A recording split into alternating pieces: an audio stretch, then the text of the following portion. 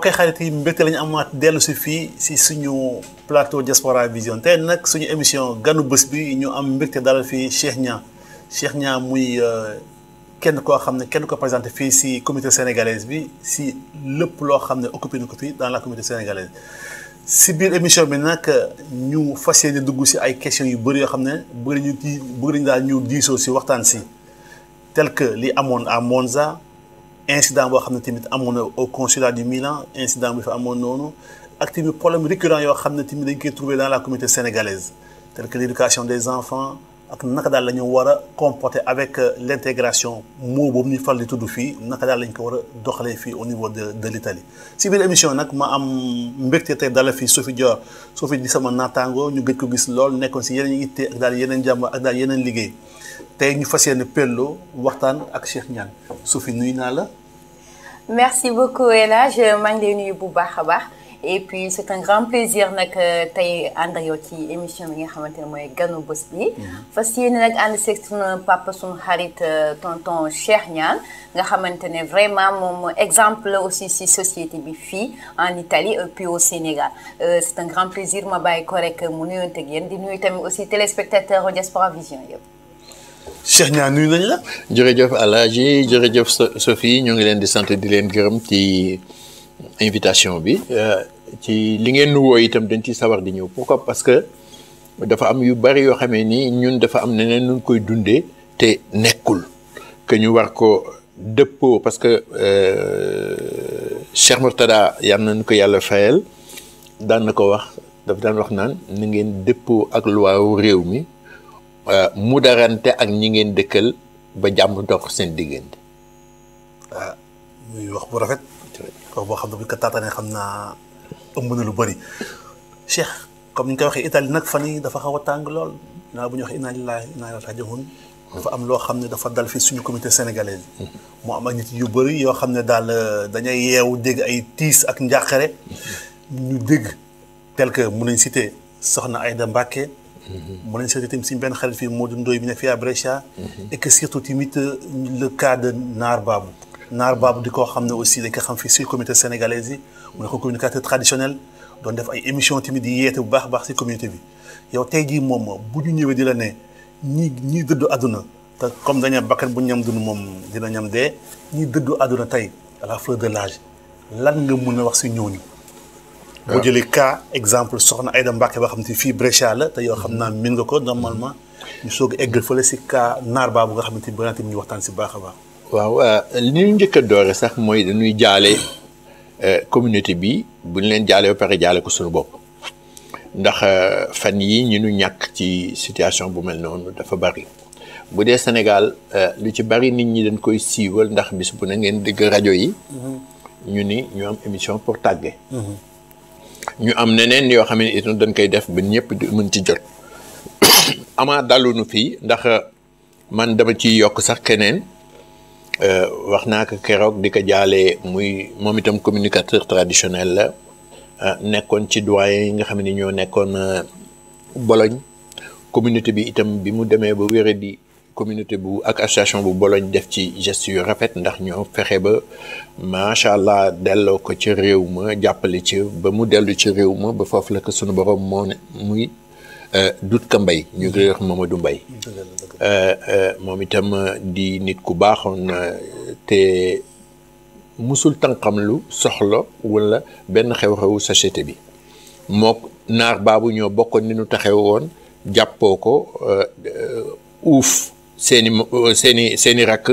ba pare ànd ak seeni moroom soxna Aïda Mbacké itam nekkoon nit koo xamee ni macha allah daf fi ñëwoon nekk ci borom këram uuf njabootam itam waaye musul tànqam lu moom itam société bi te dafa am loo xamee nit ñi itam daan nañ ko dund ci seen biir wut ràññeef pour ñu di la ràññee ci mbir bien que mi ngi bokkoon ci famille yu sëriñ wootewu ko woon moom ci boppam bon woyef googu mu amoon te xam ni dafa ñëw fii nekk ak borom këram sëy si mu doxal ko ba yàlla def ci moom li mu bëgg ban moom itam ñu ngi koy numute raw ci nag xale bi nga xam ne moom la ñuy wax Mamadou Sylla Ndoye rekku Madiagne Ndoye la nekk na fi xëy na ñu bari xam duñ ko xam Brescia parce que il était très très effacé xale bu yaru calme nekk daal koo xamee ni yar bi nga xamee ni nekk na ci moom prouvé na ni kii bi mu jógee Sénégal li mu indaale ci yar bi mu ñëwee sànniwu ko ñoom ñëpp ñuy ñaan yàlla mu xaare leen àjjana te yóbbu leen ci àjjana yi Firdawsi. Sophie yow bi dëkk yow mi nga xam ne Bergamo nga dëkk Bergamo fa la naar baabu dëkk lan nga am daal loo mun témoigner si waaw dëgg bi. waaw merci El Hadj avant tout maa ngi jàllee ñëpp ñi nga xamante ne rek wàññeeku nañ fii ci Italie ak fépp ci àddina bi.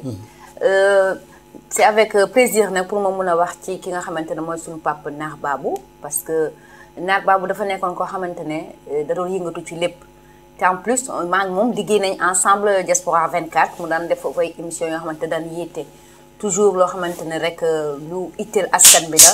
les jeunes surtout aussi mu nekk koo xamante ne daal muy fii di Sénégal du koo xamante ne war nañ ko mun a teel a fàtte en plus ndaxte il a beaucoup fait tamit pour société bi mu nekk tamit xaritu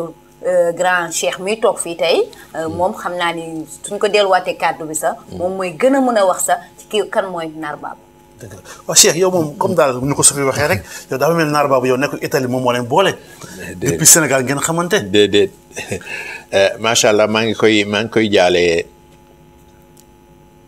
waa Pikine yëpp. comme moom Pikine la dëkkoon. Naar Babou papaam këram mi ngi nekkoon Waxinaan 3 maa ngi magam mooy sama xaritu benn bakkan ñu di ko Mor ñi ngi mu nekk fii ci Taranto li nu boole itam suma xarit benn bakkan boobu yàgg na di càmmiñ ci suma soxna woon ñu di ko wax Ali Kumba Diop mooy doon xaritu Mor muy wax ak ci Mor ci man di wax Mor ci man ba yàlla def ci année 80 yi man ak Mor ñu daje boobaak léegi tàqaloo woon Mor moomu nag mooy magi Naar Babou ci la ma Naar xamee jàpp ma ni mu jàppe Mor bon boobaak léegi musunu tàqalikoo bañ na ko boobu lu muy def bu ma séenee sama xalifa ñëw na cër bu mu mus a jox Mor rek jox na ma ko ban Naar man dama ko xëy na sax nit ñi ngi koy jox at yu mu amul waaw am na ñu ngi koy jox at yu mu amul ndax dayo ak taxaw ak jëmmal bu mu jëmmal li mu doon te mus ko delloo gannaaw ban ñi ñaan moom itam spécialement yàlla xare ko àjjana. xam naa dañuy profité rek si comportement bu rafet boobu jëfin bu rafet boobu ak rôle bu am importance boo xam ne daan na ko jouer sur la communauté sénégalaise ñu fas yéene nag tijji waxtaan bi ñu soog a wax Cheikh Niang dafa am fan yu ñu weesu fii si Italie précisément à Monza fam benn centre culturel boo xam ne tubaab bi nasaan dañ ñëw tëj ko mu am ñaari sëriñ yoo xam ne dañ fa doon dispenser ay cours doon jàngale suñu doom yi foofu léegi ñooñu dañ leen arrêté tubaab bi tëj na centre bi ñi fa doon jàngal dañ leen arrêté wax yu bëri commentaire yu bëri yow déjà si sujet bi noonu rek naka ngay introduire pour ñu jéem a comprendre naka la ñu war a comporter si réew mi ñu nekk muy Italie ak ñun Sénégalais yi est-ce que li valable Sénégal dina valable fii bu ñu ko bëggee njàngale fii suñu doomi tamit. jërëjëf El Hadj situation bu mel noonu bu fekkee dafa am na ci zone yoo xam ne nii nit ñi dañ naan bettuma ñenn ñi dañ naan yeneen zone yi nag dañ naan mais nan la mën a amee mais bu fekkee dañu dellu ci ni ñu jànge réew mi parce que mbir itam dafa dëppoo ak fi nga nekk ma indiwaat waxu Cheikh Mourtada boobu yàlla na nu ko yàlla fayal ni na ngeen fexe barab parce que moom këru yi daayira yi di jënd ak yëpp musu ko tuddee këru diw wala këru diw daf naan wax ni këru lislaam yi mu ni na ngeen fexe ba këri lislaam yooyu ngeen ut ko fi ni mu gën a bare ndax gone yi di ci sàmm seen di ci jàng seen diine di ci wattu di ci wattu seen aada ban tekke nag ni ngeen fexe nag ba mu dëppoo ak luwaay réew mi te ngeen di mudarante ak waa réew mi ba ngeen dëkk jàmm. Qu'est-ce que ça veut dire xëy na boo ko seetloo même situation bi am na Sénégal bu yàggul rek mooy problème mu daara njaañ bi nga xamee ni jàppoon nañu jàngalekat bi jéngoon xale yi ñu koy Xaadim Guèye.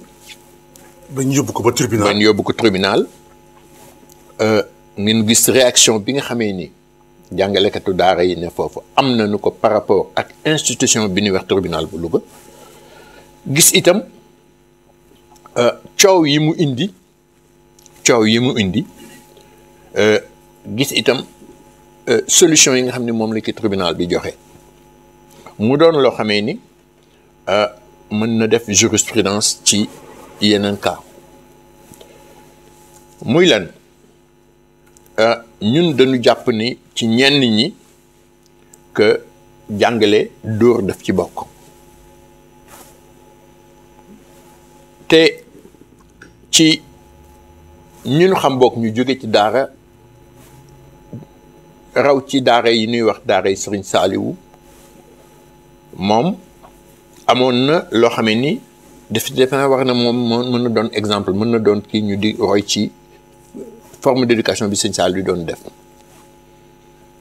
ñi fa jaar ñëpp ànd nañu ni musul nangu ku dóor xale parce que xëy na pédagogie moom ci ni ñuy defee ci xam-xam ci xale dóor bokku ci bu ñu demee def une étude sociologique même psychologique ci mbir mi doomu aadama dafa am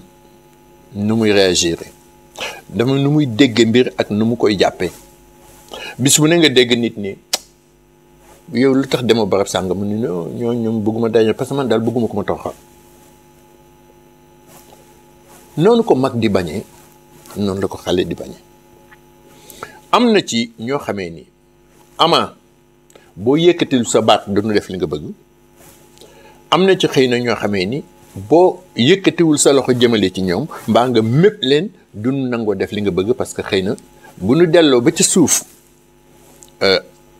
ca fa mu jóge muy dàtt ba kër ga mu jóge xëy na defuñu ca woon la ca war ba mu am benn comportement bi bu génnee dem ca école ba wala mu génn dem ca fi muy feneen fi muy jàngee alxuraan mais terewul réew mi ñu nekk même réewu Sénégal loi boobu moo fay dox ni ñu koy appliquer nag moo ci nu mu tëdd parce que fii état bi seetu ci ni bu ma ci jëlee yoon teg ni yoon war a doxee bu wat ñëwee duñ ma woteel ñoo de sëriñ yi duñ ma woteel wala tarixa yi duñ ma woteel wala fii état bi xool loolu moom loi bi lii la ñëpp ci yem. mais est-ce que alors Cheikh man su ma la relancer c'est-à-dire dóor boobu. janj boobu. humiliation boobu. forme pédagogique la.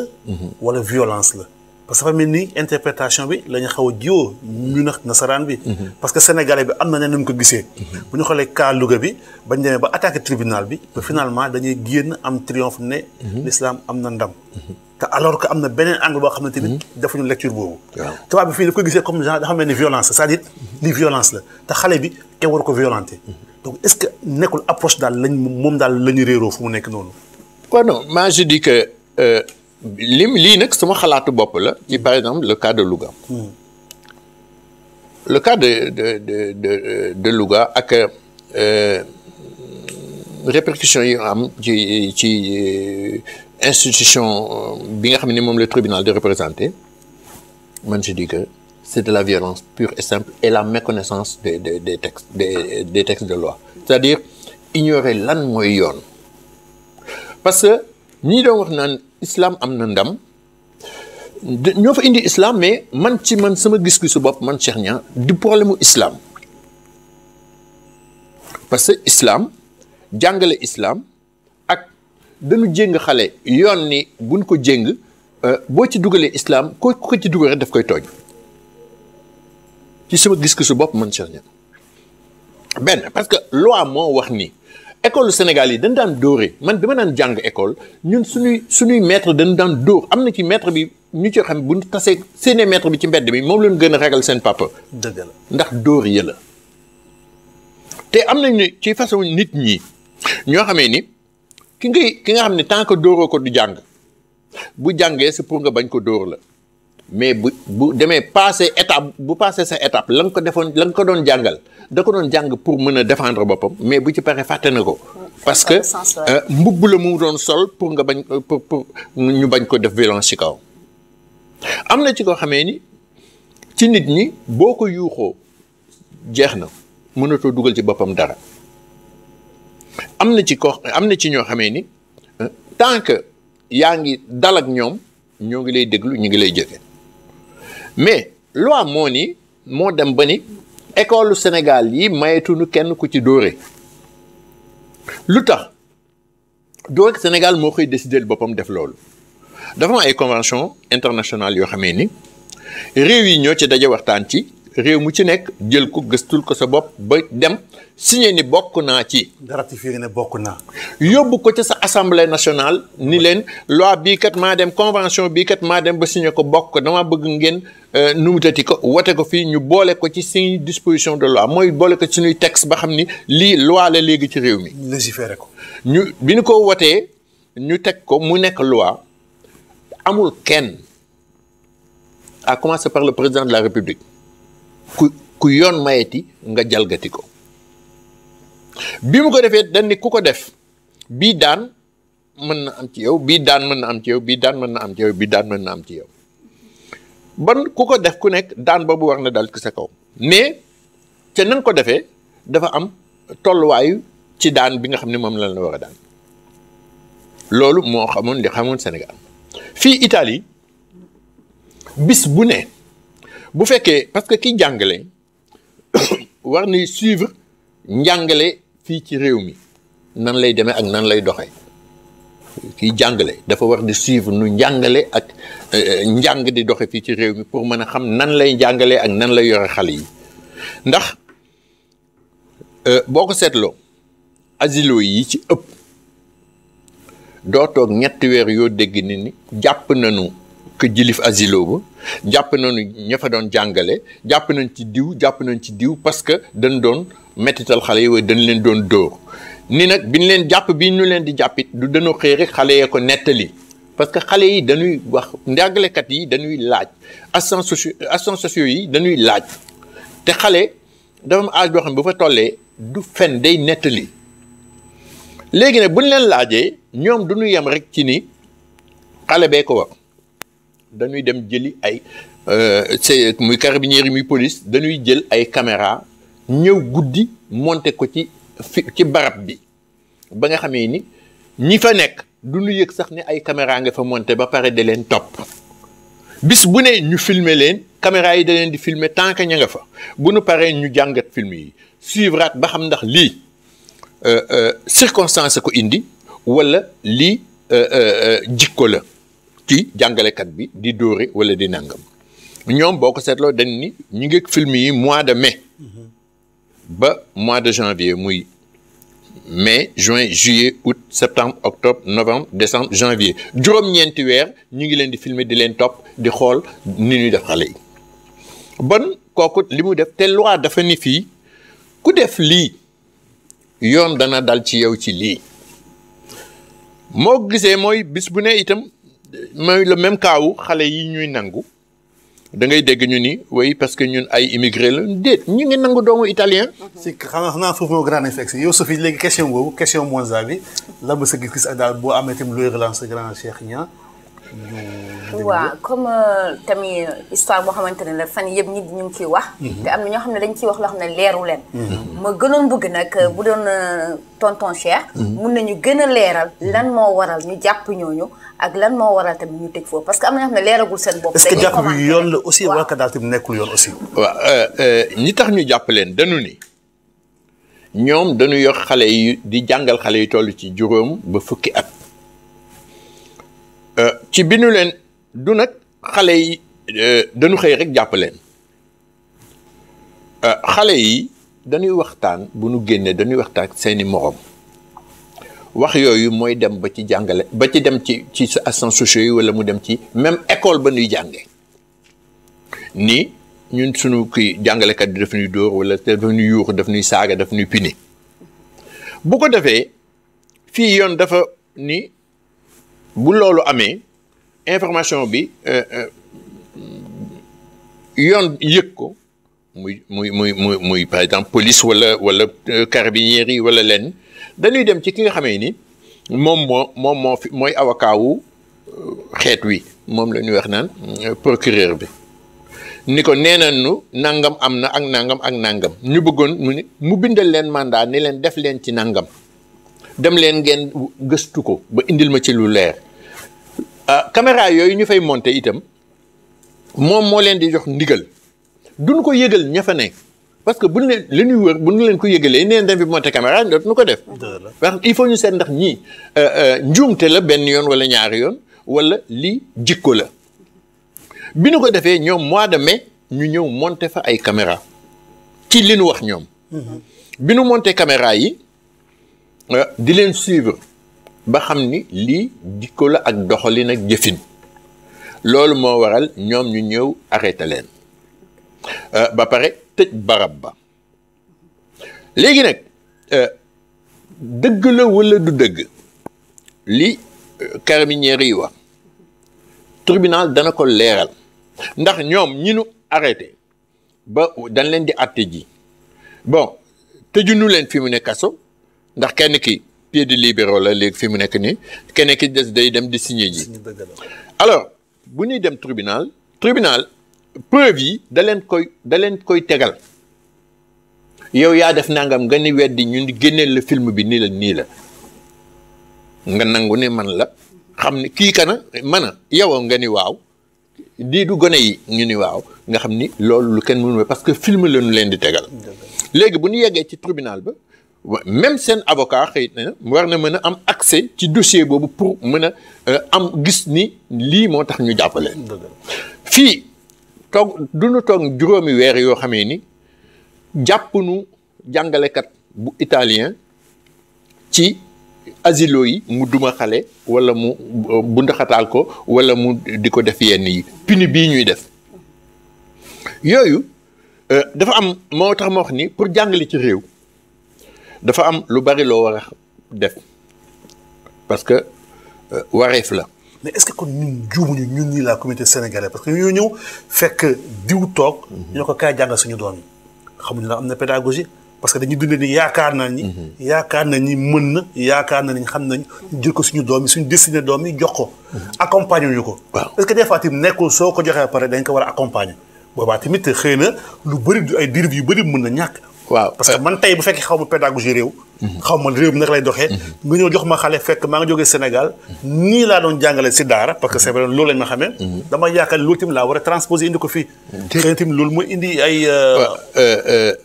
gis nga dafa am loo xamee ni ñun dañ koy def boo ko gisee li nu bind ci këyit yëpp waxuñu ci association religieuse centre culturel la ñu wax mu doon mbir moo xamee ni ñun Sénégalais yi. defuñu ki très attention mais dafa am importance ñi ci ëpp association yu bari buñ koy taxawal duñ ko déclarer comme une association religieuse musulmane wala catholique wala déet dañu koy def association culturelle à vocation sociale. mooy nekk base bi. waaw parce que defe nañu ni. bu ñu ci defee musulman wala bu ñu ci defee catholique wala déet bu ñu demee dañuy indil ay problème wala dañuy déet nit ki li muy wuyoo daf koy nuru man je suis une association religieuse musulmane dama ciy bind association religieuse musulmane ba pare ci biir sama statut ci li nga xamee ni moom mooy li ma war a def li nga xam ne moom laa nësër def moom laa fas yéene def ci samay biir activité dama ko ci spécifier bind ko ci ba mu leer danaa jàngal gone yi alquran danaa jàngal mag ñi alquran danaa leen jàngal seen diine danaa leen parce que ñu bari dañuy jaawale jàng alquran ak jàng diine. danaa leen jàngal seen i wareef ci diine jàngal leen alxuraan danaa ko defal mag ñi danaa ko def itam ci biir cadre bu ma demee ba nga xamee ni man en tant que association religieuse musulmane maa ngi ubbi barab boo xamee ni dama koy numutati barab boo xam ne dama fay numutati dama fay dox boobu activité dama koy leeral ba autorité bi nga xamee ni moom régir xam ni man maa ngi def lii damay identifié wu. teg ko ci kayitu leer. teg ko ci kayit ba nga xam ne ëllëg ki si biir du ñàkk sax mu bëgg a dal sama kaw mais dana xool nan lay dale sama kaw bala muy ñëw. muy benn ñun loolu dañ koy boo seetloo association yi ci ëpp parce que fii boo waxee ne daayira ñu ni non daayira ak association bokkul alors que daayira mooy association dañ koo wax ci ñaari làkk yu bokkul. alors waxuñu identifié wu ñu seen bopp comme une association religieuse musulmane surtout ñu ci ëpp ñu nekk dans le nord d'Italie ndax dañuy bañ politique bi duut leen baaraam man li ma doon bañuma ku ma ci duut baaraam parce que moom laa nekk bu boobaa damay susciter un débat ñu war a mën a toog wax nga xam man li ma doon parce que xëy na boo ma ci dee duut baaraam da nga xamul li ma doon lan la ak lan moo tax ma nekk ko donc danaa susciter le débat ba nga xam ne dinañ ci toog discuter ci waxtaan ci te nag ma dem gëstu ji li ma ci yoon may ci réew mi bu ma ko mënul a gëstu man awma xëy na sama kii àggu fa sama mbóosóor àggul ci foofu ma dem jëli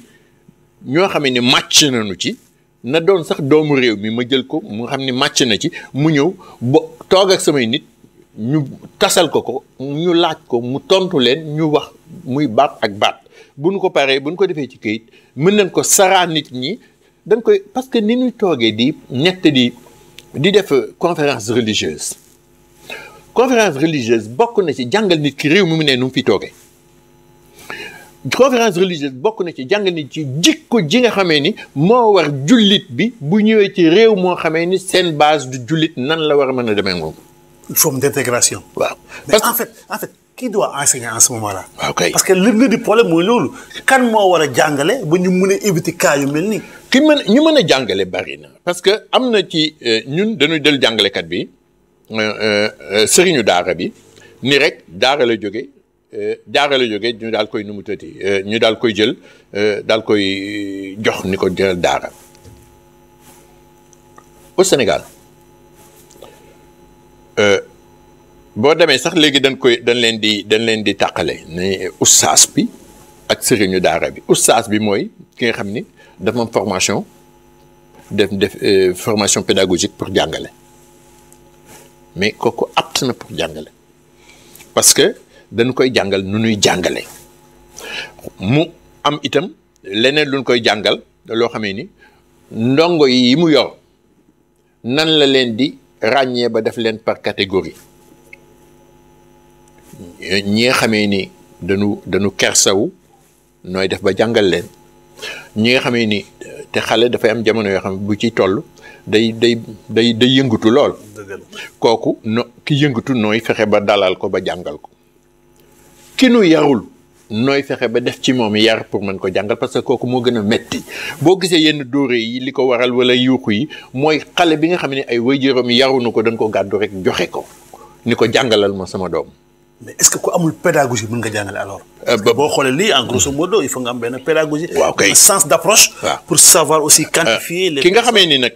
amul formation bi am na ci ñoo xamee ni xëy na.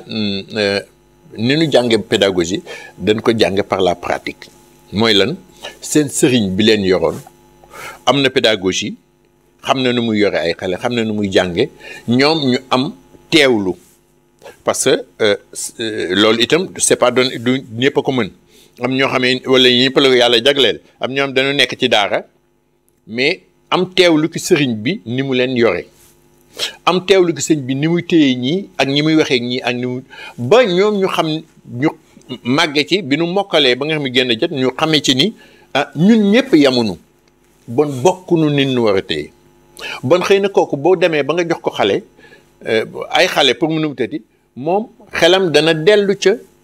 njàngale ak nañu ko wane ni ñuy jàngalee parce que am na ci ñoo xam ne dañ leen a former ñu pour ñu jàngale dañ leen a ca biir daara la ñu jógee mais dañ leen a former pour ñu jàngale xam nañu nu ñuy jàngale mën nañu yor ay xale te boo leen doon jox junni xale danañu fexe ba teg leen ci yoon ñoom ñëpp yóbbu leen ci niveau bu ko xamee ni da nga boo ñëwee da nga naan kii fan la defee formation pédagogique am na ci mais am na ci ñoo xamee ni malheureusement loolu dalu leen jàng nañu fer nañu mokkal nañu texte yi mokkal nañu mbind mi ba tax na war nañu mën a dimbali nit ba mu fer ijji nag bokkul ak mën a jàngale. Sophie bu ñu déggee Cheikh grand Cheikh lu mu wax ni dafa mel ni ñu dafa am benn légèreté boo xam ne dafa nekk suñu sénégalais benn simplicité c'est-à-dire dafa mel ni fulaalu ñu lu bëri xam naa dafa ñu permettre sax ñu rebondir suñu deuxième point fan yi weesu dem nañu gis nañ fii consulat amoon na c'était le 21 janvier dernier am na benn xale boo xam ne dafa demoon foofu ànd ak waajuram benn xale bu ndaw am il paraît 1 an daanu foofu cas boobu il paraît sax amoon na sax depuis le 21 octobre 2016 ba le passé amoon na léegi dafa répété waat simplicité boobu négligence boobu dafa nekk suñu sénégalais wala ñun daal ñu ñoo yombal suñu lépp parce que ñu bëri ñu ngi ne bi problème bi amee waa consulat ba la est-ce que yow mi indi sa doom en tant que jigéen indi sa doom biir consulat ba nga sàggan ba sa doom daanu si escalier bi waa consulat ba ñoo fautif wala yow mi di waajur yaa fautif. bon El Hadj merci si question bi ñun nag dafa am loo xamante ne sénégalais yi bon ci ñi ma ko war a wax nag maa ngi jégalu. mais nag suñu waree wax dëgg rek dañ koy wax. dëgg la. seetlu naa bëri na bërëb yu may dem nag muy ci association yi muy ci daayira yeeg yooyu en général da ngay gis toujours ñu indi seen i njaboot mais dafay mel ni ñoom foofu pour récréation la pour xale duñ leen téye duñ leen def lu ci war famille dañuy dem ñu ci gën a bëri dañuy dem foo xam ne dañu war a toog déglu mun a yóbbu seen kër mais duñ déglu de pourquoi ñenn ñi dañuy toog di nuyoonte di waxu sañse ñenn ñi dañuy nekk ci WhatsApp yi ñenn ñi dañuy nekk ci géññaal gis nuyoo bu dul jeex ba li leen fi indi woon sax duñ ko déglu sincèrement parce que man assisté naa plusieurs fois le cas nag li jëm ci consulat bi pour man soo demee lu jëm ci bërëb bu mel noonu te yàgg na da nga fay toog 2 heures de temps 3 heures de temps xale bu am 1 an waxuma la sa 1 an même 10 ans ba 15 ans mineur rek xale soo ànd ak moom da nga ko war a teg sa wet su bëggee saw yi yaa ko war a yóbbu mais nan ngay toog di sàggane sa doom am 1 an mu dox ba yéeg fenn ba daanu te yëgoo ko man ci sàggante laa ko gisee man ci sama xalaat bopp nag je sais pas nag keneen nu mu koy gisee parce que soo ànd ak xale bu am 1 an je pense que si sa wet nga ko war a teg donc suñ jëlee ne consulat bi man mënuma ko def fóot. waa consulat ba dëgg la. waaw waa consulat ba pour man du ci ñoom parce que ñooñu ñu ngi ci seen i bureau di liggéey c'est pas la première fois tamit xale dem fa te daanuwul kon boog ñii di ànd ak seen doom ñu fay daanu wala dara di leen fa dal man ñoom laay jox kolpo bi sincèrement am na noo xam ne suñ ko taxawee woon seen doom du daanu ci benn côté ba nga dellu si waat Cheikh dégg na comme ni ko waxee comme ni ko Sophie waxee en tant que jigéen laa ko joxoon approche boobu mu nekk le 21 octobre 2016 amoon na benn cas boo xam ne amoon na fa consulat ba bii pas encore le 21 janvier tamit mu am benn xale boo xam ne dafa ànd ak waajuram xale bu tuuti la mu daanu foofu boobu police ñëw daal def ay enquête donc si ay phase enquête moo tax ma koy laaj sàggante la négligence la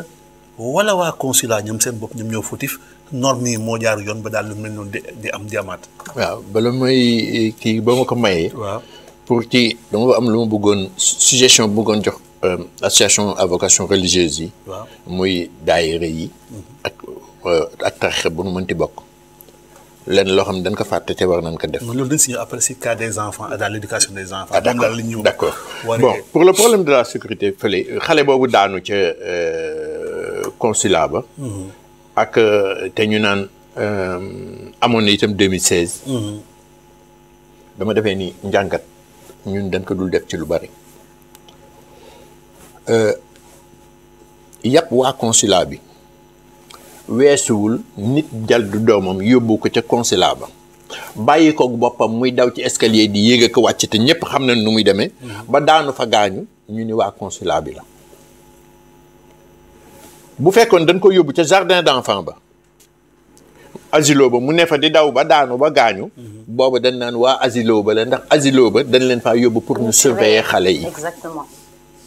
waa consulat bi dañ leen faa yóbbu pour ñu liggéeyal communauté bi ci seen i këyit ci seen taxaw ci seen nuwutati ñoom du ay téye ay xale di surveiller ku fi indi xale ku fi indul xale.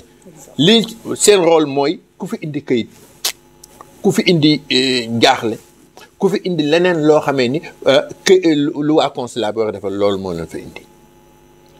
léegi nag ki indi doomam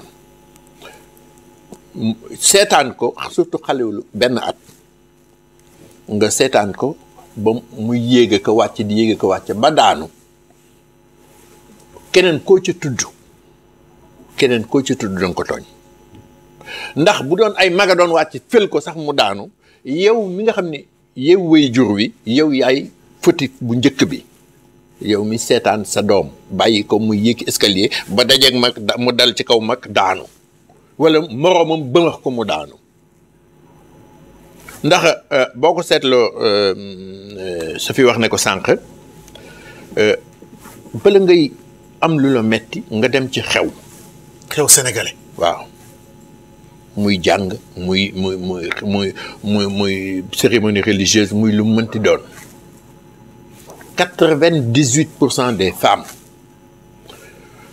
yàkkamti wuñ lu dul mënu ak seen dimbali ma génnal ñoom fa nu toog sax du nangu seen doom toog fa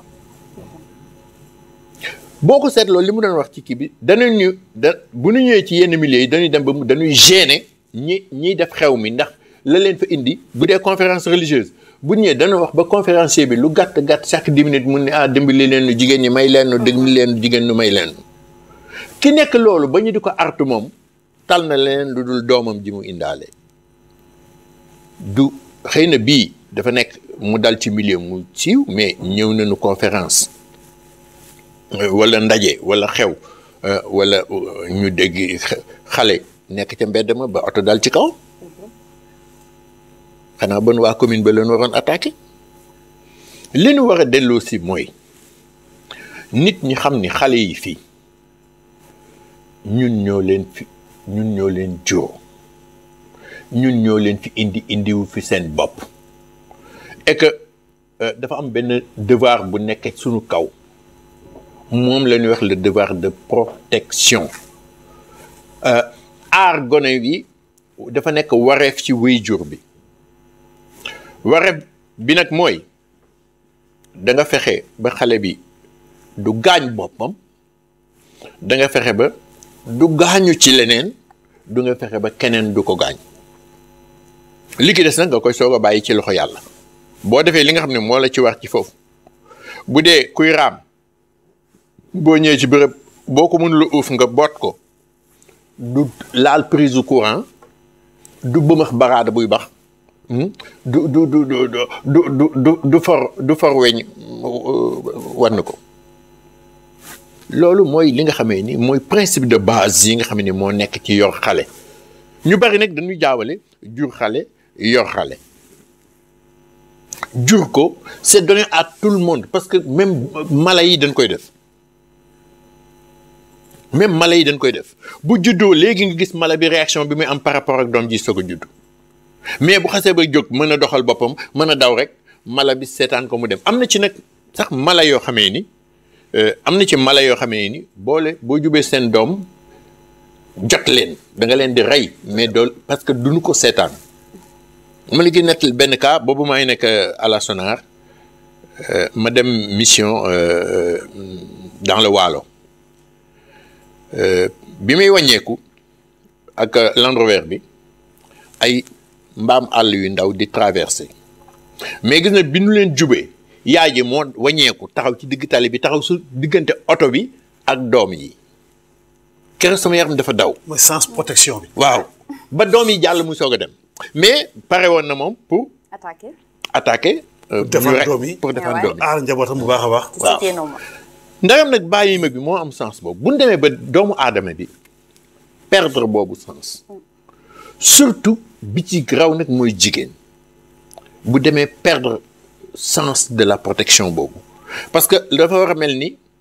ci moom comme ni ñuy wax naan l'instinct de conservation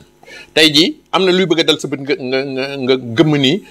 wala nga kiir si dara moytu ko ñu bari dañ defee ni ci sa tayeef la ci sàmm sa bopp daf ci bokk ba bu la dara bettee sax nga am réaction boo xam ne da nga koy sàmmee sa bopp loolu la ñu war a sàmmee xale yi ba nu àgg fenn fi waaye magum jëmm la bu ko defee moo ko tey magum jëmm la déedéet magum jëmm la mooy ki nga xamee ni tey bu ko neexee décider moom donc parce que booba am na fu mu jaar ak ay waajuram ba tax mu am liberté wu di décider du leen ci boole bonne éducation ba buñ ko seetaate ca lay bokk mais ki nga xamee ni tey bu gaañoo jooy bu coow li bare ñu jëli ko kii seetaan doomam loolu di ko dal bis bu ñu ci defee enquête ba gis ni parce que fii loi yi daf ni kii waajur dafa am nu muy présenté wu du ki jur du géniteur dafa ne parent daal waaw parent waajur ki waajur ki nga xam ni moo war a jur du rek parce que ki war a jur dafa war a sàmm loolu lépp dafa bokk ci jur gi bu fekkee nag yow ci jur gi sàmmoo yow dootoo waajur Sophie bu fekkee yow muy jur sàmmoo dootoo waajur comment on doit éduquer nos enfants yi jigéen ñi dafa mel ni dafa xaw a mel parce que góor gi c'est vrai bu xëyee dem na si tool yi dem na uti pour indi si njaboot bi la majeure partie boo xoolee la plupart du temps xëy na c'est vrai ak léegi jamono nu mu toll nii mais jigéen ñooy faral di nekk lu bëri ak njaboot bi naka la jigéen war a yaree doom si biir kër éducation parce que réew jàmbur lañu nekk aussi éducation c'est très important aussi comment on doit éduquer nos enfants ici en Italie. waaw c'est vrai comme li nga wax ni El Hadj góor ñi ñooy xëy jigéen ñi ñooy toog ci kër gi mais fii on est en Europe léegi mun nañ ne góor ñi jigéen ñi ñëpp ay xëy donc ku nekk am nga ci sa responsabilité boobu du ma nangu rek ñu ne jigéen rek moo war a éduquer mais peut-être am na âge boo xamante ne ba âge boo xamante ne góor mënul def yenn mais jigéen moo ko war a def ci ñi ma ko war a wax donc et puis c'est le cas même loolu la war a demee pour man ci dëkk bi ñu nekk nii di réewu jàmbur te aussi mun nañ ne suñu réew la parce que xale bu fi juddoo tamit da ngay dund ci diggante ñaari culture yu bokkul. c'est culture waajur. waaw culture réew mi peut-être yeggaguñu woon ci kii boobu mais pour kii ko ci rek anticiper rek ñun parfois comme ci sujet bi ñu demoon léegi rek ci affaire xale bi tout ça. dañoo comme ni mu ne jur ak xawma sàmm. waaw. jur c'est trop facile vraiment mais sàmm moo gën a difficile aussi ci li ma gis xale soo ko waree sàmm déjà heure de tëdd nelaw rek da nga koy xool ni nga koy defee da ngay am heure boo xamante ne xale bi heure bii la war a lekk xale heure bii la war a sangu xale heure bii la war a jàng xale su parent am ñëwee nan la ko war a teeroo yooyu yëpp ci éducation bi la bokk c'est pas jigéen rek moo ko war a def góor tamit war na ko def. mais jigéen ñoo ci gën a am responsabilité parce que ñoo ëpp jot góor ñi donc dañoo war a gën a góorgóorlu rek ci domaine yu bëri ma bàyyi rek nga dem ba ci kanam ma dellu si waat ci yeneen point yi. waa di fàttali toujours daal ñu ngi suñu émission ganu bés bi ganu bés tey am mbégte daal la fi Cheikh Niang muy kenn koo xam ne kenn ko présenté fii la population sénégalaise léegi nag juumuñ la tey Sophie bu ñu la woowee yow en tant que jigéen pour gis tamit taa sa xel ak sa xalaat si question yoo xam ne moom daal la ñu forcé seen waxtaan parce que ak Cheikh moom on va daf ñuy expliquer lan la yoon réew mi wax dëkk bi ñu nekk nii lan la ñuy texte yu wax ak nan la ñuy yoon may naka tam la ñu war a def parce que aussi expérience yi nit moom moo tax surtout ñu woo ko ak daal jaar-jaaram Cheikh ñu dellu toujours sur la question fii Europe la ñu nekk on dit une intégration et aussi on veut éduquer nos enfants intégration mu ngi nii éducation mu ngi nii comment on doit éduquer nos enfants dans nos maisons fii si réew mi ñu nekk nii waaw El Hadj xam nga dafa am moo bu bari boobu bu italien yi ñoo koy wax intégration xëy na bu ñu koy wax wuy jur yi ñoo tax ñu di ko wax par exemple ñun ñi nga xamee ni juddoowuñu fi yarawuñu fi màggewuñu fi jàngewuñu fi wala musuñu fee jàng ñun ñoo war a intégrer culture réew mi te culture buñ ko waxee rek ñu bari dañ defee ni jikkoo tax ñu di ko wax déedéet culture administrative bi war nañ ko nu mu tëdd fii nan la ñuy sàmmi kayit nan la ñuy dee kayit lu kayit ban njariñ la kayit am bu paree ñu dem ci culture sociale bi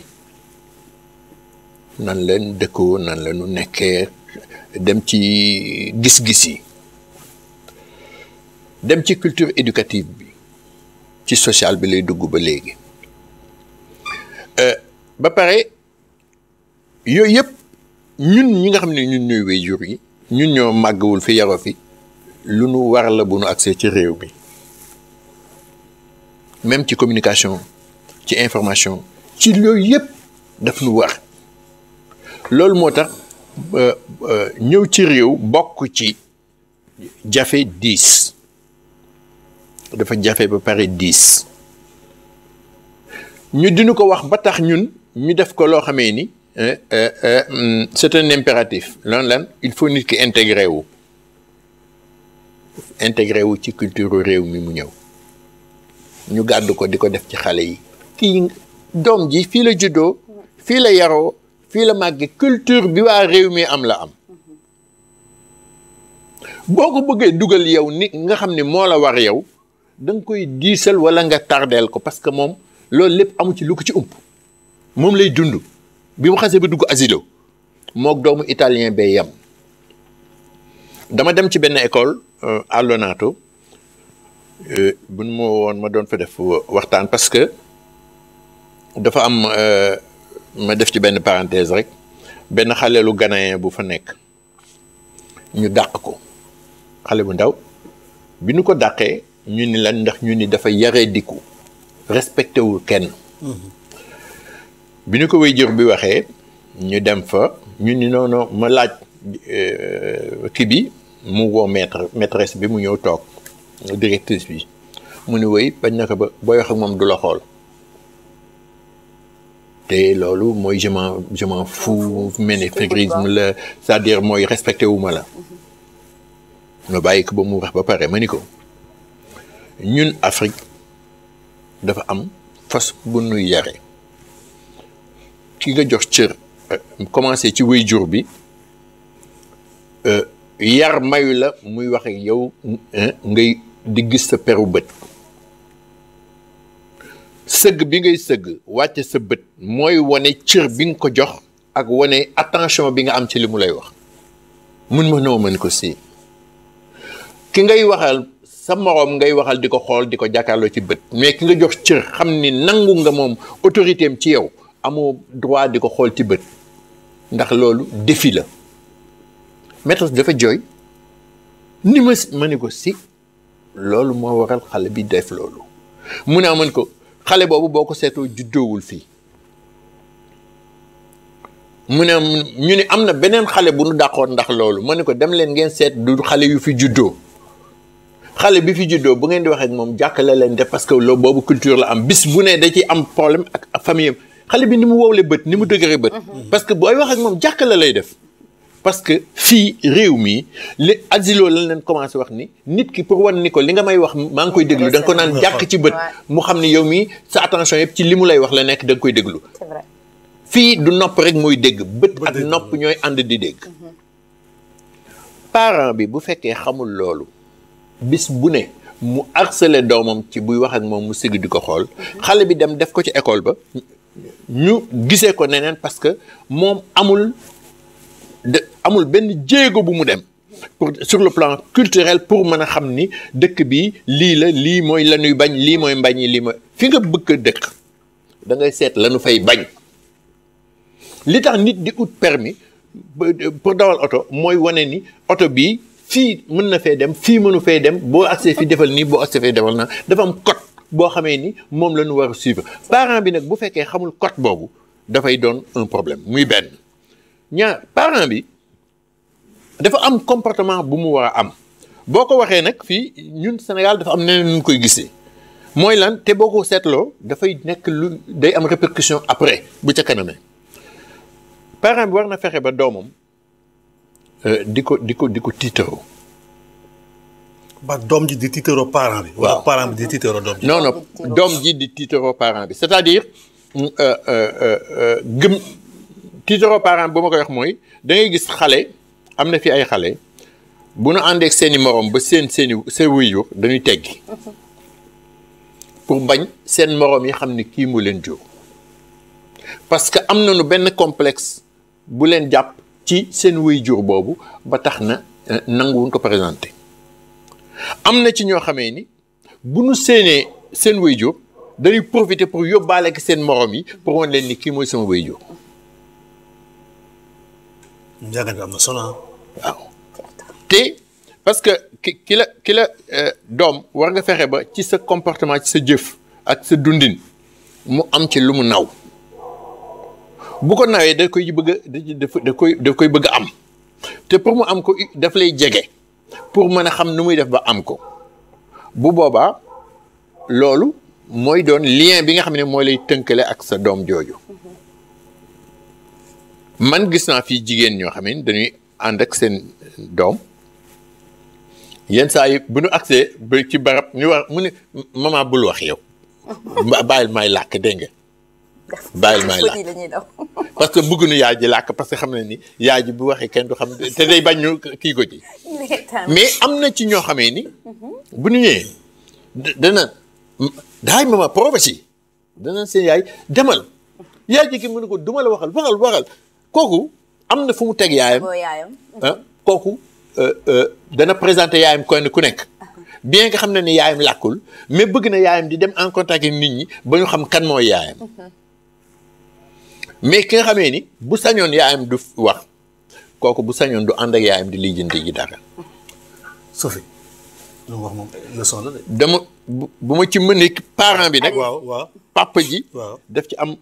rôle bu mag boo xam ne ñun fii li ci ëpp dañ koy dindi parce que ñun dañu nekk papa ñun papa li ci ëpp dañuy jaawale autorité ak dictature et defal nangam yow de tegg nangam nag parce que ñun par exemple sama génération bi xëy na ñun loolu la ñu tolloo loon noonu la ñu yare li ñu yare mooy moom la tubaab di wax naan l'éducation par les interdits mooy ni ñu yare mooy nangam waru la bàyyil nangam ci tere la ñu yare waroo def lii waroo def laa waroo def lii waroo wax lii waroo lekk lii waroo naan lii bañ na ko ba bu ñuy toog di ñam bi di lekk sax danañ xale ci kanamam lay lekk war amul droit comme ni ñi ki des di def dem jël ci légumes yi ki digg bi wala yooyu moom amul droit pour mu am ci dañ ko koy jox mais buñ ko joxul moom amul droit dem jëli ko am na forme boo koy yare xale bu màggee je m'en foutiste lay doon parce que bi mu demee ba kenn mëntu ko tere lu ko ci neex lay def am na ci ñoo xam danoon seetaan seen doom bu ñu toogee ci ñam jàngaluñ ko nu ñuy toogee ci bool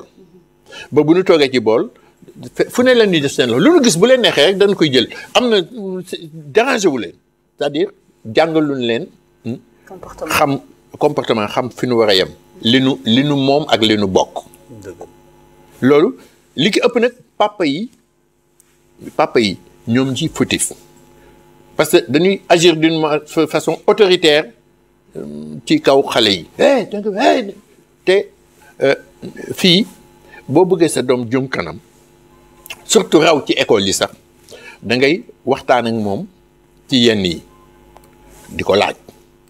di ko may mu di la laaj am na laaj yu xale yi réew mi di laaj xale bu ko laaj Sénégal ñu duma la te xale ba koy laaj Sénégal ay waajuram di ko tontu bu demee ci école ba moo raw ki nga xamee ni ñemewu koo laaj ay waajuram loolu lépp dafa bokk ci forme yi nga xamee ni moom la ñuy yare xale pour mu jëm kanam nangu ko déglu ba pare nangu ko tontu xale am na loo xam ne dana ko laaj yow dana la gêner parce que ci sa yar yow nin la yare sa yar nanguwul loolu mais da nga am noo koy mën a tontoo ba delloosi ko ba mu xam ndax parce que am na noo koy tontoo dana xam ni question bi ma posé gêné na sama papa. mais nag souvent si dañ noté carrément am na ay difficultés yu bëri yoo xam ne tamit dañuy gis état bi day dem sax bay nangu doom yoo xam ne. si biir kër gi yooyu tamit day cas boo xam naa sont presque à la fin de l'émission façon yar bi la am na fii. yow loolu tamit di nga koy faral di dégg ay jigéen yu bëri yoo xam ne dañ dem ba nangu seen doom si biir kër yi. fii éducation comme ni ko Cheikh waxee. am na loo xam ne yaa moom am na loo xam ne daal da nga ko bokk ak nit ñi. yow tey xale naka la war a comporter si biir kër gi wala waajur naka wala comporter ak doom ji ba nga xam ne lu mel noonu mën nañu ko éviter si biir kër. waaw c'est vrai damay delluwaat tuuti rek ci éducation fi ngeen jógee léegi. parce que ñun Sénégalais yi lu ñu yàq mooy communication entre famille. duñ koy def jëkkër ak jabar duñ communiquer doom du communiquer ak parent mais da ngay gis sa doom jógee école. ñëw naa la tey jàng naa li posé nañ ma li question man gis naa koo xamante ne dem na attaqué école parce que doom bi dañ ko jàng loo xamante ne lu jëm ci sexe la te loolu ci éducation la bokk xale war na xam donc waruñu am complexe di wax di am parce que ci monde bi la bokk comprendre nga boole ci aussi parents yi comme papa comme ni ko tonton Cheikh waxee parfois dañuy ñëw ci kër dañuy mel ni carabinieri bu ñëw ci kër mais soo ñëwee sa kër ambiance kër gi yow papa bi déjà rek yow yaa ko war a changer soo ñëwee fekk ñëpp triste ku nekk à côté yow yaa am neneen noo war a comporté wu ñëw kafal ak sa jabar même bu dee da nga merante ak sa jabar sax xale yi war a ñu ko xam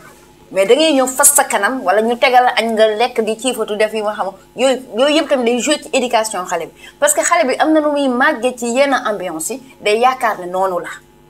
te da ngay dem parfois da ngay perdre sa doom ndax seen comportement yenn comportement parents yi da kon parents yi tamit il faut ñu jouer yenn rôle ñu xam ne xale bu juddoo fii ak xale bu juddoo Afrique am na différence soo bëggee nag bañ a perte sa doom tamit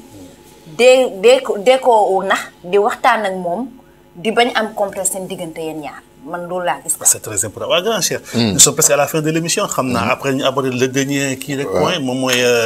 le rôle des associations daal difficulté yi am. mais itam fii si cas spécifique bi. souvent on voit que on récupère nos enfants. lan mooy waral loolu ak daal benn. waaw li koy waral am na ki yoo xam ne boo ko waxee waa Sénégal sax daf leen di yéem mais bu dee suivre l'évolution du monde. le retrait des enfants. waaw au Sénégal waaw danañ xaw a yéem tuuti. waaw non c'est-à-dire am na boo waxee li tax ñu di ko def. le pourquoi waaw. dafay yéemaatee même nga expliquer ko Sénégalais yi dañu noonu il n'arrive pas à comprendre mais bu ñu xoolee l'évolution dans le monde jamono moo dem ba. ci jàngkat yi diine yi nee nañu yonent bi sallallahu alayhi wa sallam moo wax ni nuru sa jamono moo gën nuru sa baay. dëgg la mais ñun li ci ëpp suñu baay la ñu gën a bëgg nuroo ko jamono. benn retrait xale yi li ci ëpp ay problèmes sociaux moo koy indi mooy comme par exemple ñii di dóor seeni doom ñu ci ëpp dañ koy dëkkandoo bi. mooy woote ni diw mi day maltraité xale bi mbaa jàngalekat bi xool xale bi nit dana yee xale pour mu jàngi mu bañ mu duma ko ba mu bëgg a dee pour mu jóg jàngi bu demee école jàngalekat bi xool ko ni ko yow lu xew mu ni sam papa ma duma wala sam maman ma duma bu ëllëgee mu ni sam papa ma duma mu woo assistance sociale bi ni ko diw mii de waxtaanal ak moom mu laaj mun ko chaque fois bu ma ñëwee dañ may duma wala bu ma tardé dañ may duma bu ma manqué car bi dañ may duma bu ñu demee suivre ko nanga dañ ni kii mënu la yor doom ki nga xamee ni ci duma la mën a yore doom nga xam ni du waxtaan du nu mu tëddi kii mënu la yor doom loolu mën nañ ci jaar ba nangu sa doom keneen ki mooy am na ci muy benn cas bi ci ëpp jigéen ñi dañuy dégg ci jigéen ñi lay départ dañuy dégg ni moo demee commune bi dañu dimbale ci nangam assistants sociaux yi de ñoom dana la dimbali dana la fayal courant dana la fayal nangam dana la fayal nangam am na ci ñuy sëy de commun accord ak seen jëkkër ñu dem dafi déclaration sama jëkkër daf ma abandonné ñu dem ñu di leen dimbali di leen jàppale mais dimbali dafa am fu mu yem. bu yemee foofu nag fii société bi dafa ni première protection bi ñuy def mooy les enfants bon enfants yi la ñuy njëkk a jël ñoom protéger leen ba pare soog a xalaat mag ñi bon danañ ko yóbbu ci conditions yi nu mu tëti yeneen conditions yoo xam ne ni du continuer de vivre lii bien que nag boo expliquer Sénégalais yi bu ñu jëlee xale bu ne ñaata la ci état bi dépensé par mois te fa mu leen yóbbu dañ na waaye mais loolu bu ko joxoon way juri ñoom ñu mën a téye seeni doom ñoom noonu lañ koy déggee waaw alors que du noonu muy benn ñaar yenn xale yi bu ñu leen di yar fii dafa am même Sénégal dana fa nekk dañ ni gone ko bañ mu nuroog moom wala mu mel ni moom bu ko bañ loo bul tax mu bañ ko ne clochard yi moytu mu nit ñi sulaar yi déedéet da nga koy wax ñii li ñu def ba mel nii ba da leen di yërëm su ko defee du ko def bu leen nit ki mu yërëm du bëgg a mel ni moom mais ki nga bañ doo xam la tax moo tax lan moo ko indi situation bi ba yow mën ngaa tombe ci boobu situation di ko dal kooku ci base primaire yar la jàngal xale bi yërmande képp ku mu yërëm du bëgg a mel ni yow ban du am njuumte parce que dana xam li la def lii ak nu mu te moom dana xam nu muy moytoo ba nu mel ni du jaar ci yoon bi beneen bi mooy Sophie wax na ko sànq sur le plan jàngal sexe dafa xam-xam la bokk ci moytu même ñun danoon am comportement yoo xamee ni boo demee tegal ko tubaab yi ba psychologue yi ak même yenn psychanalyste yi danañ la wax ni kii kat li ko dal bi nu seetee histoire am diggante ay waajuram ci lii la jógee maanaam am na feebar buy dal jigéen di dal góor ñu tudde ko la nymphomanie nymphomanie lu muy tekki bu dee jigéen mooy góor bu ci ne dana ko indi ci ñaari côté kii day wut góor waaye du séq ak moom dara non daf koy ut pourquoi parce que ba kooko góor gi taq ci moom bëgg ko kii mu daw ko dem pourquoi parce que boo ko dee wax nag suñu société du leen di jaaxal c'est une forme bu muy venger woo ci attention boo xamee ni papam ci yaayam la ko ëpp ci moom ci yaayam que ci moom am doom bu jigéen mu nekk ci kër gi mais yaayam nga gën a toppatoo que moom mu jóge ca am benn frustration ci loolu di màgg di ko venger woo ci jigéen ñi am nga gis yaay nekk ci kër am benn taxawu boo xamee ni par rapport ak jëkkëram même ci sur le plan affectif ba doom bu jigéen bi sentiru un peu isolé mu jàpp ko psychologiquement ba bu màggee moom day ut góor pourquoi parce que c'est pour wane ni moom itam elle existe quoi elle existe am na attraction bu par rapport aux autres hommes xëy na bàyyi ma ko gisul woon mais moom góor ñi ngi des gis nañ ko te bu boobaa ñu naan caga la nit ku bon la nang yooyu yëpp affection bu mu manqué lay wër loolu lay wër alors yooyu yëpp dañ koy expliquer xale yi ci école yi buñ ko expliquer xale bi daf ci war a waxtaan ak parent bi bu ci waxtaan ak parent bi moo koy dimbali defal ko une orientation parce que bu ko bàyyee xalaat bayee ñu ko waxee ci école ba te approfondiruñu ko ci ni nga xam ne moom lay doxee ci nu mu tëddee moom da koy jéem a approfondiral boppam te nag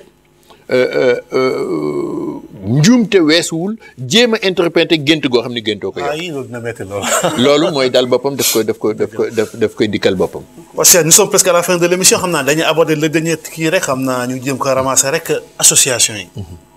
ñu ngi koy créer. approche yi. ak quelles sont les orientations. waaw association yi dafa nekk. bëri na ay problème nag de. priorité la ci taxawal ko mais yan association parce que association yi dafa am plusieurs formes d'association mais malheureusement ñun dañuy créer une association rek pour def ci lépp def ko benn fourre-tout daal. waaw association bi la mooy def lii mooy def jàng yi mooy def sabar bi mooy def ngénte bi mooy def xew mooy def lépp daal. moo kàddir goo teg la dugg sa ndugg ceebu yàpp dugg saasa dugg ceebu jën dugg yëpp bëgg ko toggandoo en même temps ci benn kàddir bi ndugg bi rafet na dépensé nga sa alal mais booy togg boo yokkee rek boo ko yekkee kenn du ko lekk. kenn du xam ndax ceebu jën la kenn du xam ndax yaasa la kenn du xam ndax cuula kenn du xam lan la daal. muy benn. waaw beneen bi am na ci association yoo xam ne ni dañ koy créer ndax doomu aadama bi. man Cheikh Niang dinaa ñëw waxtaan yow pour ñu créer association c'est pour jiite ko. pour fës rek. parce que nit ñu ci bari dañu am problème mu visibilité ci mbooloo c'est-à-dire yooyu itam ay complexe la yu jóge ci éducation complexe la yu mag yuy jóge ci éducation ban moo gisee moo ñu indil problème yu bari ci association yi pourquoi parce que ci njiit. ki jiite en général day seet moom kan moo ko contre alors que problème bi c'est pas un problème de contre problème mu jiitu la ci mbooloo il faut kenn jiitu bu ñu départ ci base gëm ni après keneen mooy jiitu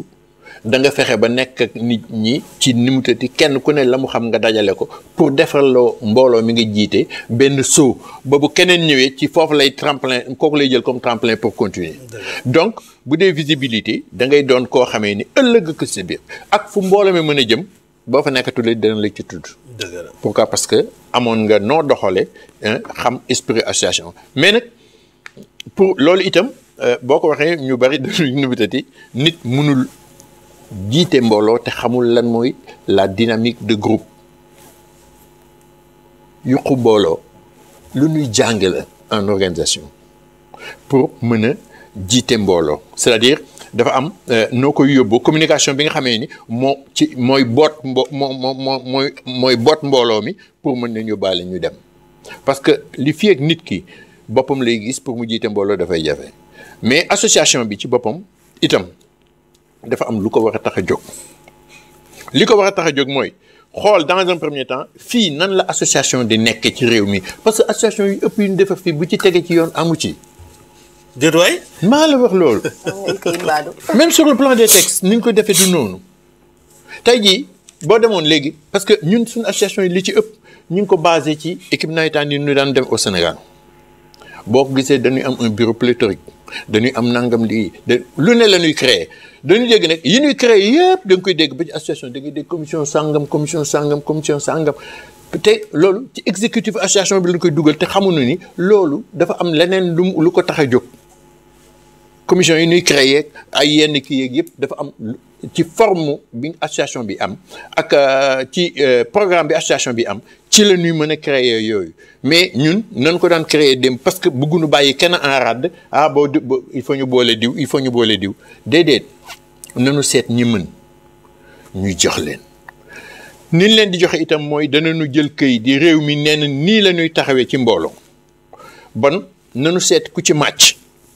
jar nañ dañ ko war a fay ñu fay ko mu ñëw leeralal nu ko ni ñu koy doxalee itam ñu ànd ceeg moom ñu dinu accompagner ndax fii am na fi ay kuréel yoo xamee ni kuréelu réew mi la dañuy accompagner mais ñun li ki ëpp duñu uti ku ñu accompagner dañuy ut ku ñu jàllale ndax dafa am lu ñuy yóotu te ki ñu koy jox mu dina ko utali ñun ñoo ko gën a gaaw a mën a am bu demoon di ko uti ci lañ ci am mooy ëpp li nga xam ne moom la ci kay di am parce que moom lu mu ci am lu mu ci dagg am dafa ñu kiy dimbali te suñu yëfa alors que ñun bu ñu wutee gàññi la ñu yore ñun bu ñu neexee ñun ñoo leen di dimbali. kon daal dynamique d'un groupe si biir association. waaw lu ñu war a toog la waxtaan ci même association yi nga xam dañu am dem uti seen statut dem def seen inscription RENS def yooyu yëpp ba ñu boole leen ci boo xam li albu association yi ci région bi nu bokk yëpp. boo jëloon statut bi teg ko dajaleel bi ñu ñuy wax bureau bi ñu toog nga jël article 1 ba dernier article 85% ci ñoom duñu comprendre la moitié et c'est malheureux que moom la wax lu Cheikh wax fu mu nekk nii yow tey yaa ngi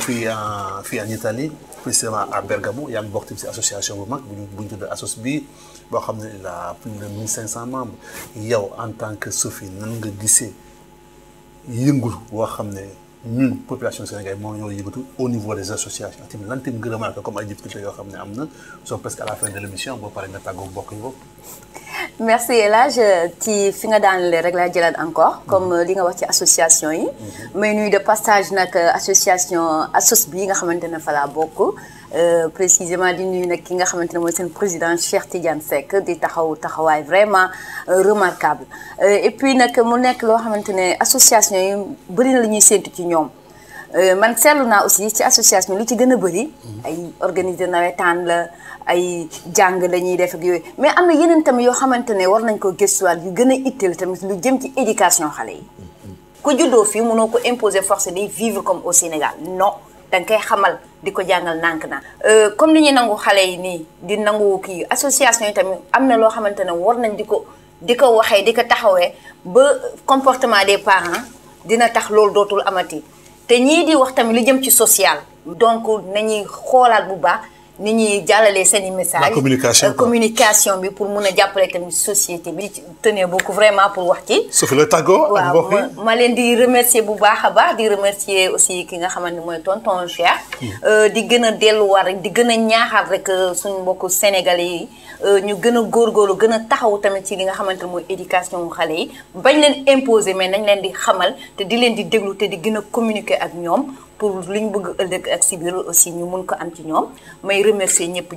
c'était un grand plaisir aussi bokk ak yow plateau bi di remercier ki nga xamante ne moo nekk ci régie bi di Augustin Faye di nuyu nag sama mbokku Bergamo yi di nuyu sénégalais yëpp di nuyu tamit aussi ñi nga xamante ne ñooy téléspectateurs Diaspora Vision et puis di leen di jox dig daje beneen yoon merci à vous pour voir. fi nga daanee rafet na Cheikh. léegi bu ñu waxee def benn ramassage def benn conclusion générale si association yi. naka la ñu war a taxawee. voilà ñu tàggatoo mbokk yi. parce que jeexal association yi dama bëgg ñu xam ni su fi def ko wax sànq. association yi ñoom ñooy dëkk bi ñooy dëkk bi yeneen association yi nga xam bëgguñu ñu wax la association ñooy wax daayira yi mooy les associations religieuses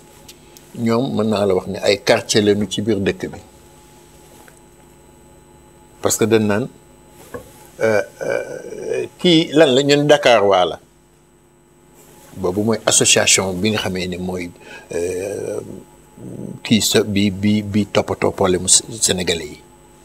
waaye mais ñu ni ban quartier la dëkk ñu ni non Grand Dakar la dëkk wala ñu ni non Pikine Fass la dëkk kooku mooy Tijaan la wala Murit la wala nangam ñooñu ñooy quartier yi bon ki nga xamee ni mooy dëkk bi maire dëkk bi mooy association bi nga xamee ne mooy lijjanti loolu problème yi ñu fi souligner lépp c'est parce que association bi dafa am lu mu seetaan daayira ba mu def ko ba situation bi am muy kaawu Monza bi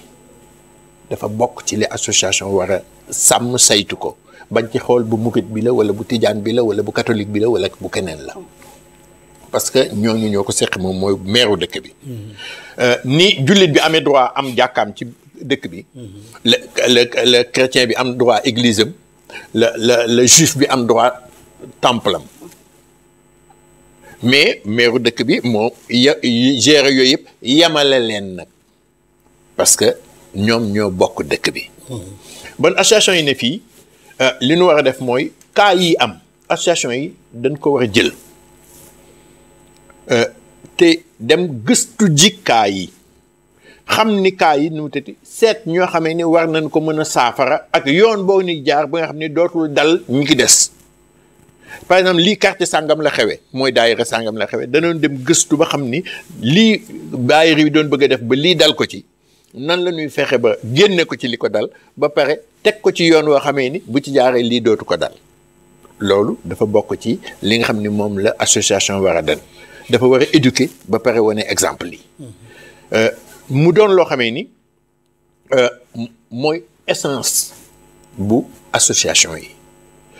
et que ñu xam ni bien que du teel a génn ci sénégalais que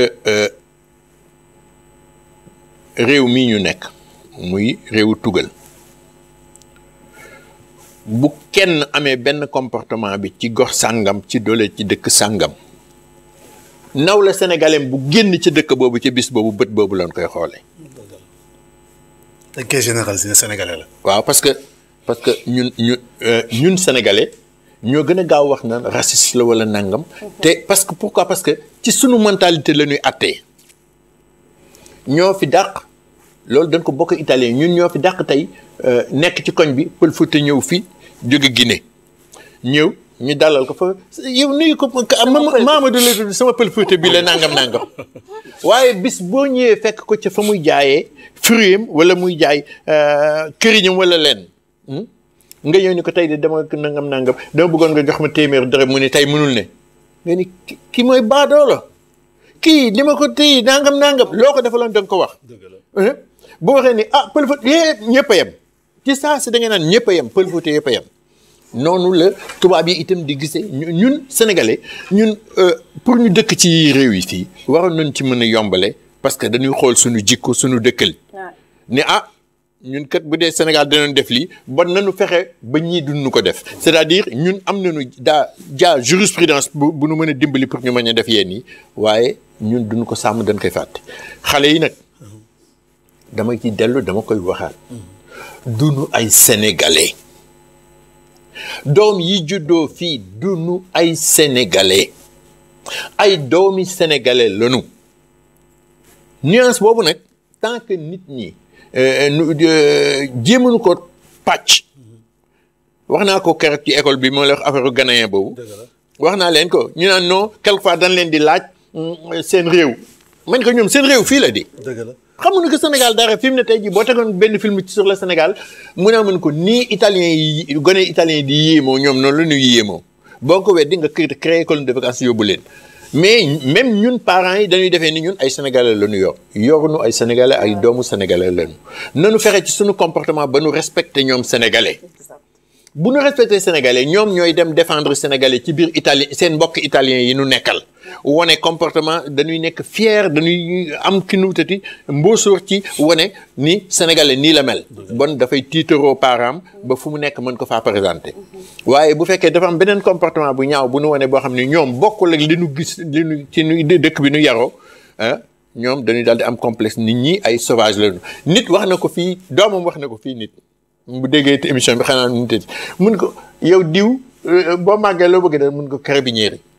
mun ko wax yow lu tax nga tàmm carabinieri pour mandaare leen yéen ñëpp Africa lii la ko wax pour yéen ñëpp ma delloo leen Africa yow sa jëkkër tout le monde tutti i pays immigrati laa leen mando in Africa loolu la doomam wax pourquoi parce que na mu gis ne koy defee moom bokkul ak ni nga xam ne moom la nit war a defee fii ba mu jàkkaar ci ni carabinieri moom bu ko nekkee rek dana leen delloo Africa Cheikh mbégte nañu amoon dalal te si jërëjëf nag ngay tàggoo daal waaw ñi ñuy seetaan ñoo ngi leen sant di leen gërëm bëgg itam ci émission yi am na ko nit ñi di déggee par exemple bu nu wooyee Cheikh Niang ci benn waxtaan xëy na Cheikh Niang dafa gën a dañu làmb daj ci Cheikh Niang c'est pas parce que Cheikh Niang dafa ëpp nit ñi xam-xam c'est pas parce que Cheikh Niang dafa raw nit ñi ci njàng parce que ba nu làmbee moom la ñu daj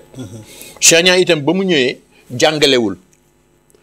société bi mu dund moom ci xelu boppam li muy tuuti noonu la ko jànge bu weesoo li nga xam ni yoon moo ko wax texte yi ñu war koy respecté analyse yi muy def xelam lay analyser te xel yëpp tolloowun xel yëpp ama nit a ngi toog di ma seetaan raw ma fuuf ci li may def